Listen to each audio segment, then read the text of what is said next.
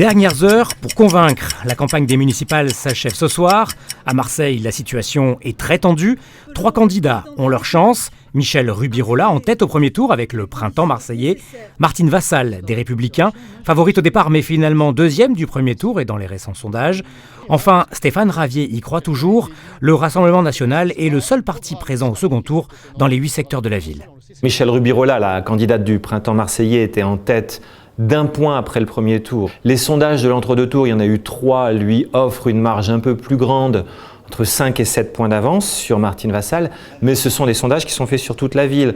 Et on se rend compte, par exemple, que dans les 3 secteurs où la gauche de Michel Rubirola est devant et devrait logiquement l'emporter, même s'il faut se préserver, en tout, ces 3 secteurs-là envoient 30 conseillers municipaux. Ces 3 secteurs où la droite est devant envoient 43 conseillers municipaux.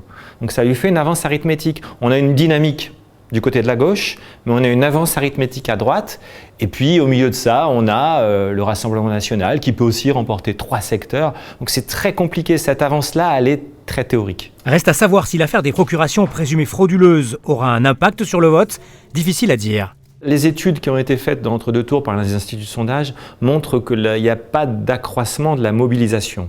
Même si tous les camps cherchent à mobiliser les leurs en se disant à gauche ou à l'extrême droite, regardez, ça y est, c'est fini, la droite dans ses turpitudes, il est temps de mettre le point final à ce système. À droite, on dit, regardez, on nous accuse sans fondement, donc il faut se mobiliser pour montrer qu'on a raison.